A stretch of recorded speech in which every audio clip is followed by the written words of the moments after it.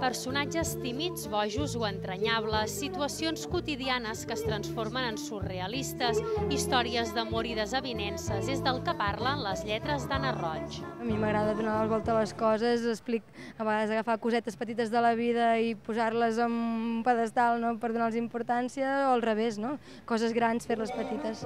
L'Ombra de Ton Chien és el grup de músics que l'acompanyen i amb qui es sincronitza a la perfecció per trobar les melodies dolces i simpàtiques que caracteritzen les seves cançons. Nosaltres, l'Ombra de Ton Chien, hi posem cullerada, intentem una mica fer i desfer, arranjar una mica com sabem, cadascú aporta el seu granet de sorra. Combinen el català i el francès de manera natural i és que bona part de la inspiració els ve del país veí.